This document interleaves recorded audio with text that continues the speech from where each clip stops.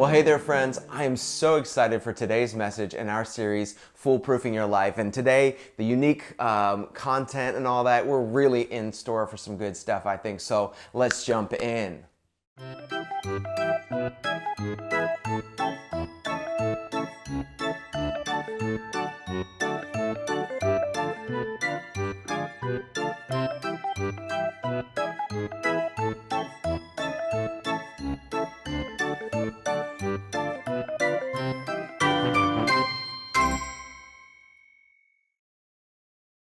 I want you to imagine that you're leaving your house for a nice vacation. You're gonna get away and you're gonna spend some time just relaxing. And so you're packing up the car and you're getting it all ready and you're getting all the last minute things you're gonna need for the vacation and all that. Now imagine as you're driving away and you're leaving, you know, and you're totally okay with it, but you're leaving your front door open. You're leaving all your doors unlocked. Everything's open. And any security camera that you might have there is you powered it off before you left because, I mean, who needs it anyway, right? You know, and then the keys to your car, the one car that you're leaving there at the house, you know, you're gonna leave one car at the house. Well, the keys to the car you left on the countertop, sitting so obviously out there, and you're gonna be gone for a nice week vacation. Can you imagine doing that? Like, can you imagine what that would be like? Or, let's do another one. Imagine that you get an email from this unknown email address, and somehow it was not marked as spam, so it must be legit, you decide, obviously. And this email, they ask for your full name, so you give it to them. And they ask for your home address, sure thing, you got it. The name of your bank account number, your PIN number, and your social security number? Sure thing. You type it all in there, you get it all in there. Of course, this info is necessary to ensure that they have the right person to wire all kinds of money to, the Nigerian prince tells you. You also send them all of your separate, because you have a separate savings account, all of your savings account information as well as your retirement account information, just to be safe. They didn't ask for it, but you wanted to be a little bit, extra cautious, so you give them all that. Can you imagine doing that? Can you imagine what that would be like? Proverbs uses a lot of pictures to sell its principles because pictures and stories are powerful in communicating deep truths. You can lead a horse to water, but you can't make him drink. That picture that we have in our American proverb, or another one that we have that's a picture, the grass is always greener on the other side. See, pictures help us to see some deeper truths. Well, Solomon had a picture that he was trying to paint. They didn't have back then when when he was writing this thousands of years ago, they didn't have houses that quite like we do had security threats and all that. And they didn't have Nigerian princes emailing quite as often as we do now as they did back then in ancient Israel. But we can still see the similarities between these two examples I've given and the picture of ancient life that he chose to use for this one profound proverb that we see in Proverbs 25:28 when he says, "A man without self-control is like a city broken into and left without walls." When you're an ancient city broken into and you've got no walls, you're defenseless against your enemies. And same as when you are away on vacation and you've left the keys to everything in your house wide open, you're defenseless against your enemies. Same as when you happily share all your personal and all your banking information to some stranger on the internet, you're defenseless against your enemies. Same as when you have no self-control, you're defenseless against your enemies. It's interesting to think of it like that, isn't it? Sounds like absolute craziness. I mean, who would do those kinds of things? None of us are that stupid. None of us are going to do that. But that's exactly the point that God's trying to make. He wants us to see how intense not having self-control can be. So, what exactly does God mean when he talks about self-control? What's he getting at here? Is he mainly talking about the ability to say no to the extra large Chick-fil-A fries and instead say yes to the salad option they have? Is that what he's talking about? Or is he talking about maybe the ability to just watch really one episode before Netflix goes ahead and gets you into the next one like it does? Just one, and you stick to just that one. Well, I mean, yeah, I suppose those could fit, for sure. But it would be kind of strange for God to use such intense language like he does in that proverb if he is just concerned about our calories and our couch time. Now, just to be clear, I think that God does also care about our consumption of calories and our consumption of entertainment. But I think self-control means much more than that. It's way bigger. In fact, let's look at some proverbs that will help us to see just a general picture of what God means when he talks about self-control. Proverbs 5:22 and 23. The iniquities of the wicked ensnare him, and he is held fast in the cords of his sin. He dies for lack of discipline, and because of his great foolishness, he is led astray. Discipline is used there. Now, discipline's another synonym for self-control. See, discipline is our control over ourselves to control our everyday actions and the urges that we often have that lead to those everyday actions that we have. So yeah, we can think of daily disciplines like making our bed, or cleaning out our email inbox, or spending dedicated time reading God's word, spending dedicated time praying, going to the gym, or maybe our daily discipline of justifying why we can't go to the gym today, but tomorrow we'll do that for sure. Discipline can be about controlling our everyday actions like that, or our urges that often steer those actions. And the proverb was pretty intense. I mean, it indicated that operating with self-discipline brings life, and lacking it brings different kinds of death into our lives.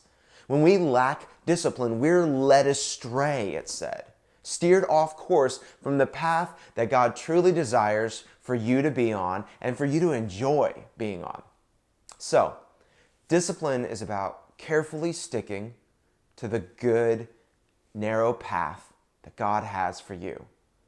This is what God's called me to, and I'm going to stick to that. In fact, Proverbs 14:16 says, one who is wise, which is what we're trying to be in this series here, one who is wise is cautious and turns away from evil, thinking of that path, but a fool is reckless and careless. The fool is the one who's driving on the road of life recklessly and carelessly, super distracted and all that. And while that can be fun for a season, because sin often is, sin is fun for a season, it always eventually leads to a wreck. The undisciplined life, listen to this, friend, the undisciplined life, the life without self-control, leads to a wrecked life. And so today we're going to dig into a new characteristic of a wise person. So far, when it comes to foolproofing your life, we've discovered that you need to trust in God, you need to walk in humility, you need to seek good counsel, and today you need to exercise self-control. Here's the main thing that, I always like to have one main thing, and I would really encourage you, if you're a note taker, write this down. If you're not a note taker, just write this down. Anyway, either our urges will submit to our control, or our control will submit to our urges. Either our urges will submit to our control, or our control will submit to our urges. Basically, you'll lead yourself and your various urges you have, or those urges will lead you. Now, just to be clear, just because that's simple and it's easy to say and all that doesn't mean it's easy. There's a difference between being simple and being easy. In fact, I remember being told this many years ago, and I've consistently found it to be true, that the hardest person for me to lead is myself. It's just tough, and I'm sure some of you can relate to me in what I'm talking about. It's just tough sometimes leading myself. But I want to focus on what I think can be three of the biggest areas where self-control is needed in our everyday lives. As we go through them, try to think of which of these three might be the one that's most challenging for you. Maybe in the season of life you're in right now, it's one that you felt like you're just not quite, controlling the urges. You're not in self-control like you need to be. The one that you probably need to work on the most. And then I want you to lean in especially to that one to gain the wisdom that God has to give you to lead yourself. All right? So here we go. Here's the first one. This one's anger. Anger or frustration, because sometimes we think of anger and we already have a picture in our mind, but frustration, I think, ties in right with it. Sometimes life just shakes you up and you just, that person says that thing, that person does that thing. Or maybe it's not even like another person, like it's just like the reality of like your car is making that stupid noise once again, even though you just took it to the shop and they just went ahead and said it was fixed finally and you paid thousands of dollars for it. But once again, something else goes ahead and makes you upset. And when you lack self-control, you kind of just let those moments of absolute frustration come along. And then you just maybe just let it all out and it just goes everywhere. In fact, Proverbs 29:11 says, "A fool gives full vent to his spirit, but a wise man quietly holds it back." And Proverbs 12:16 says, "The vexation of a fool is known at once, but the prudent ignores an insult." See, we can totally justify the anger and frustration and our reactions to those moments of anger and frustration. The outbursts, the hurtful words we'll say, maybe physically acting out or indulging ourselves in something unhealthy, being like, well, I'm just ticked off, I need this, I deserve this, whatever it might be. It may look different with each of us, but we all have a way that is unhealthy for how we sometimes deal with our anger. And sometimes, again, we don't even see it as unhealthy. Sometimes we know it's unhealthy, but we justify it either way. Either way, God wants to warn us that when we lack self-control in our anger and in our frustration, we end up being fools. Now, hear me out real loud and clear. I am not saying that anger is entirely bad. I mean, it's an emotion, and we were created by God as emotional beings. Anger is an okay emotion for us to experience sometimes. It's just that we need to know anger is one of the most volatile of our emotions out of all the ones we can experience. It's powerful, and it's a bit unruly. That's why Solomon encouraged in Proverbs 14:29, he said, hey, whoever is slow to anger, I'm not saying you never get there, just you're slow to it, has great understanding. Like they know what's up. But he who has a hasty temper, quick temper, just get ticked off quick, exalts folly. Now, exalts folly is maybe a less common phrasing. We wouldn't necessarily ever say those words, or especially together, but it basically is saying the person who has a hasty temper promotes absolute stupidity. That could also work. It's like an Olympic hopeful athlete who's trying to justify eating McDonald's. It just doesn't make sense for the goals that they have in their life. You got to pick one or the other. You just can't do both. And if you have a goal of being more and more like Jesus, more and more like God, well, God, the Bible tells us, is slow to anger. He's measured in how he demonstrates his anger. Very careful, very intentional. And he's perfect. I just want to remind you of that again. And I've watched, as us imperfect people with our anger, people will unashamedly give themselves a pass on this one. They're just like, I'm sorry, but not sorry. Like, I'm sorry, but I just can't. Like, I just can't deal with that. I knew I shouldn't maybe have done that, but I don't care. Like, I needed to do that. I needed to say that. It needed to happen. And I think it's because of all the deadly sins, that Proverbs did talk about at one point, the 7 deadly sins. Of all the deadly sins, this one is probably the most fun.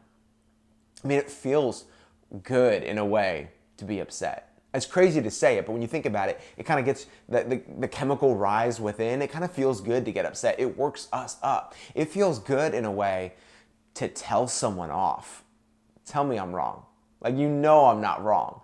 It feels good to be able to tell someone off, whether in person or online, or whether even to another person. You just kind of imagine in the shower, you're telling that person off. It feels good in a way to talk to someone else about something that ticked you off. I can't believe they did this at work today, or I can't believe this is what the government's doing, or that person, or people are idiots, look at this. It feels good. It feels good in a way to imagine all of the ways that you could get someone back for what they did to you.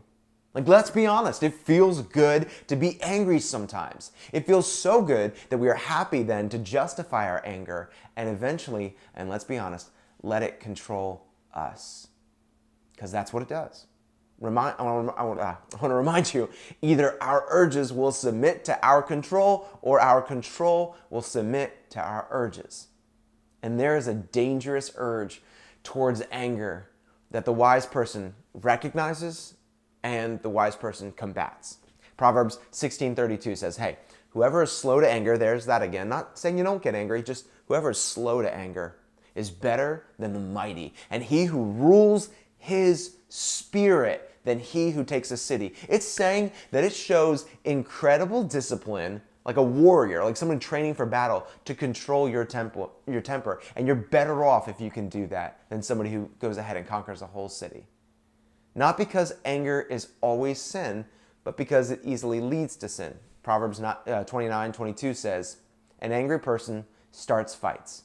A hot-tempered person commits all kinds of sin.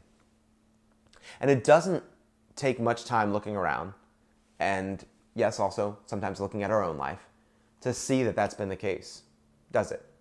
To see that it often does lead to sin in our lives. Anger has to be controlled, or we'll be controlled by our anger. So that's the first one. And for some of us, it's already the one that we know, that's the one that I needed to hear the most. But let's just stick around for the other two because we'll see what we have to say here. The second one I want to talk about is intoxication. Now, I'm just going to be clear. I'm not actually just talking about alcohol here, although that's going to be part of it. We'll see here. In fact, most Proverbs that we're going to find as we go through this book, most Proverbs are tweet-like nuggets, like where it's just one verse and it talks about something and then the next verse is totally different. And there's not a context usually where a whole bunch of verses are about the same thing. But in a stretch of 7 verses, this is a big change from the norm, Proverbs 23, 29 to 35, look at what it talks about here. It says, who has woe? Who has sorrow? Who has strife? Who is complaining? Who has wounds without cause? These are bad things, but now we're getting more specific. Who has wounds without cause? Who has redness of eyes? Those who tarry long over wine, those who sit around wine, those who go to try mixed wine. Do not look at wine when it is red, when it sparkles in the cup and then goes down smoothly. In the end, it bites like a serpent and stings like an adder. Your eyes will see strange things and your heart will utter perverse things. You will be like one who lies down in the midst of the sea. Isn't that like what it sometimes is like? Like one who lies on the top of a mast. They struck me, you will say, but I wasn't even hurt. They beat me, but I did not feel it. And then it ends, when shall I awake? I must have another drink. When shall I awake? I must have another drink. That's what I mean by intoxication. When we take something that might be good and get consumed by it. When can I awake and have another drink? When can I have another one? Not being able to have a healthy off switch, a reasonable and godly way of saying, wait, that's the point where I need to stop. That's when it's enough. I'm telling you, I think we sometimes ask the wrong questions about a lot of stuff as Christians. We're like, okay, is this wrong? Is this wrong? Is it wrong to do this? Is it wrong if I do that? And we want like a black and white answer so that we can either indulge completely or completely abstain from something and then look down on people who don't abstain from it like we do, right? But a lot of times it should actually be more about, is this right? Not is it wrong? Is this right? And when would this turn from a blessing to a curse? See, when it comes to alcohol, for some of us, that's the first sip. Like it turns from blessing to curse as soon as we sip the first sip of that drink. And that could be whether it's because we couldn't in good conscience do it, like it would be something in our conscience we wouldn't feel good doing, or maybe we have an uphill battle with alcoholism because of our past experiences or because of our family background or whatever. And it's unwise to even open the Pandora's box. Because again, sometimes we're like, well, is it right or is it wrong? Is it wise? That's what God wants us to be. He wrote a whole book about it. Is it wise? And like I said, this isn't just about alcohol. It's about any and every other form of pleasure. See, there's foolishness when we can't control our urges for pleasure.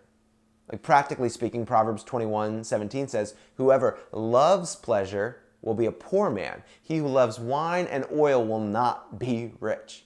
This stuff, a lack of self-control with pleasure, affects your wallet apparently. Like it affects your finances. It affects your money. So we become intoxicated by it and we think we need it. And then we make stupid financial decisions because of it. Now I'll admit, I may be a bit overzealous in this area. I'll admit that. But it's because it's been both saddening and maddening for me to watch for so many years as a pastor, how often and how easily this happens to such great people and how easily we can then excuse it without even really realizing that we're doing that. Let me ask you some questions here. Should you and I have enough money to provide for yours and your family's needs? Yes, right? Should you intentionally save up for potential emergencies? So not just enough to provide for the immediate things, but should you have enough money saved up for emergencies potentially? Because guess what? They're going to happen eventually. Like I'm going to have an emergency come up. Should you have money saved up for that? Yes. Should you return the tithe back to God? It's returning it, it's His. Return the tithe, 10% of what we bring in, back to God, and be generous above and beyond that to the needs of the poorest among us. That's biblical. Yes, we should do all of those. Yes, but few people live that free and that full of a life financially. Very few people that I meet. Even in church, especially like in church, you'd expect maybe that very few people live that free and that full life financially. They live poorly, maybe paycheck to paycheck, or maybe just disobediently being selfish and not giving back to God. And why? Pleasure. We mistake pleasures as necessities that are more important than those earlier things about providing for the real needs of our family, or putting money away for savings and emergencies, or giving back to God and giving to other causes that are important to God's heart. And what's more important here? Subscriptions to multiple movie/TV, streaming services? Starbucks, or eating out for a meal every other day? The newest phone? And then when that phone becomes obsolete because they got a new iPhone or a new Android, you get the new one because it has a better camera, even though the older one works, relatively fine.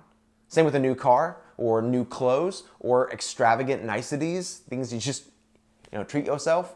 Now listen to me loud and clear here, y'all. Pleasure isn't bad. I bought this shirt, just randomly thinking about it, in the last year. You're allowed to buy new clothes that you like and all that. And Starbucks isn't bad. You'll see me sometimes drinking a Starbucks. Listen, Chick-fil-A isn't bad. And I just want to apologize to all of you now who are thinking, he just mentioned Chick-fil-A twice on a Sunday. That's not cool. I know that, but I'm sorry. But I want you to know, it's not bad to go out to eat at Chick-fil-A every so often. Netflix isn't bad. But what is bad is how some of us have completely fooled ourselves into thinking that our financial woes that we're experiencing aren't actually connected to our obvious inability to tell ourselves no. We're still searching for the answer. We can't figure out what it is, or we think it's maybe because we know the answer, why we're having the financial woes we're having. We need a better paying job, or we just need to pay off our student loans. And once we're there, we'll be fine. And I promise you this, if you don't get your urges to submit to your control, more income or less debt will only increase the opportunity for you to funnel more money towards the black hole of your pleasure. It'll always find a way to get sucked out of there. You'll just keep finding new ways to treat yourself. It's why Proverbs 21:20 says, precious treasure and oil, which is again the sense of just having enough, to kind of provide for your family, are in a wise man's dwelling, but a foolish man devours it. The wise man, the wise woman knows when enough is enough. That's good enough. That's enough. Let's save some. Let's leave some. They know how to live with margin, how to be okay not having everything they want immediately. They know how to not get drunk, not overeat, not spend too long on their phone or watching Netflix. They know how to not put everything their heart desires into their hands immediately. And if you feel guilty because you know that man, he's talking about me right here, well then pray. Ask God to help you to grow in that. Beg God, will you help me? Because He wants to help you. He wants you to be wise, and He's going to give you some answers. And that might be a challenging thing because He might actually have something to say to you about what it looks like for you to have self-control in this area. Because some of you, pleasure is the one area that you're intoxicated by. Intoxication is your one. So there's a third and final big area where self-control, or lack of it, can show up in big ways, and it's critical if we're going to live free and full lives. And it's the area of lust. Now, Solomon spends a lot of time actually in Proverbs, randomly sometimes it seems like, bringing up a warning to his son that he's writing this book to, so that he's kind of wanting to warn him about the enticement of sexual pleasure. It's just, oh, watch out. There's pleasure out there and all kind of stuff. Watch out for the adulteress. He's constantly warning about it. And I want to just be clear. It's not because Solomon was like one of those, sex is bad, shouldn't be enjoyable, or shouldn't be talked about. It's a necessary evil in order to keep the human race alive, but it's kind of awkward and let's not talk about it kind of people. Friends, he literally, Song of Solomon, you ever read it? Like, he is not sheepish about the goodness of sexual pleasure. Solomon just warned of the adulteress in the street and the enticement of her whispers because he knew that it's an area that our enemy loves to attack us in, and an area that affects a lot of the rest of our lives. It doesn't just stay in that one area if we can compartmentalize our lives that way. And he wanted his son to live in freedom. I mean, look at Proverbs 11:6. The righteousness of the upright delivers them. How's that for a freedom? But the treacherous are taken captive by their lust. Like, I've talked with enough people who struggle with porn or sleeping around, and to know what captive is absolutely the right word. Like, it's absolutely the right word to describe what it feels like when we're in those moments. It can feel like a bondage, or like an endless cycle that you get on and you just can't get out of, and you want to try but you just can't get out of. I want to assure you that by the grace of God, and when you follow the wisdom of God, you absolutely can. There is freedom. There is a way to get out of the cycle, but you might be right to think that it's not easy. Lust is enticing.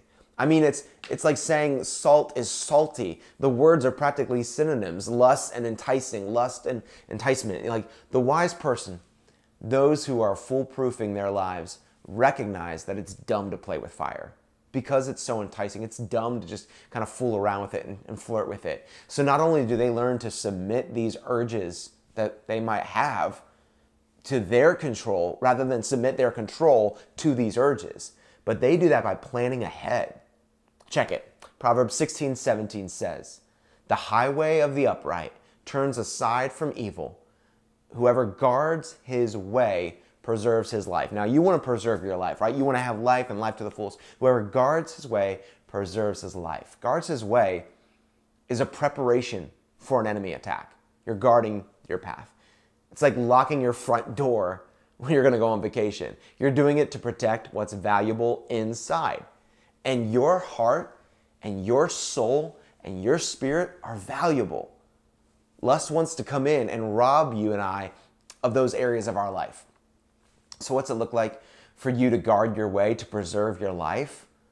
I heard it said once before, and it was so good that I'll never forget it, by Pastor Craig Groeschel. He said, "Why resist tomorrow what I could remove today?" It's not a matter of you can't enjoy life. It's a matter of going, I want to go ahead and enjoy life to the fullest. I don't know, for instance, for you, how this struggle might look for each of us who are watching this message today.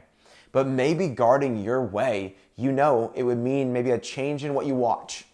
And you just decide ahead of time, I'm not going to watch this, or I'm not going to watch these kind of things. I'm going to quit watching the show because of where it's going, or this movie, I'm going to turn it off. Or maybe it's a matter of guarding your way by changing where the TV is and isn't in your house, or what apps you do and don't have on your phone. Maybe you need to get rid of some of the apps on your phone that just are not good for leading you in the right way. Or maybe honestly, it's what books you read.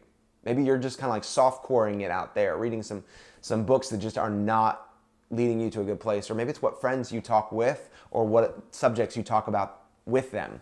Or maybe it's what accounts you follow on social media. Or maybe it's what coworkers you have lunch with or you text with. It's just work, but there's something that you got to be careful of there, and maybe you need to guard your way. Listen, sex isn't bad per se. I mean, God created it and created all of the parts of the body that make it feel really good. Not to be weird, but like, God created that body that way. But every good gift that God has given to humanity, every single one, the enemy has tried to weaponize to destroy us. The wise person recognizes that reality.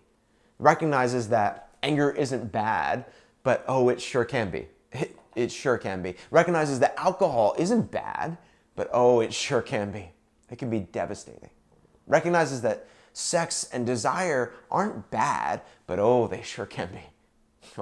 They really can be. And the wise person realizes that either our urges will submit to our control or our control will submit to our urges. And so they pray and they submit their urges to God and they go, God, can you help me with this? Can you help me to control myself, to give these desires to you and to control them the way you want me to? See, that's the cool thing about being born again into new life in Jesus and following him as your Lord. He tells us that when that happens, he gives us his Spirit as a sort of down payment on the hope of heaven that we will be in the presence of him face to face. He gives us his Spirit as a down payment. And that down payment of the Holy Spirit, he says, will help to transform us and our desires. He's getting to work after a while. And after a while of him working in you, you start finding that you actually desire things, like good things, that you didn't really want before. Like you wouldn't have wanted to do that or wanted to be that way, but now you do. He's making you a better person, a more godly person. And you start to not really desire things that you thought you would never be able to not desire because he's doing a work in your heart. See, God wants to do that work in you. And even if a desire, you still sometimes want it, he wants to give you the self-control to say no, to be able to control yourself, to help give you that fruit of the Spirit and have it work in you and develop in you. So let me ask you, are you working with God on that? Or are you fighting him? Are you basically trying to go ahead and have one foot in where you're like, I want to get the salvation of God, but I don't want to live in the wisdom of God? The wise person, the one who is foolproofing their life, well, they know that exercising self-control is going to be absolutely key to the abundant life that Jesus has for them. So they're submitting all of it to God, and they're living the free and full life that he has for them.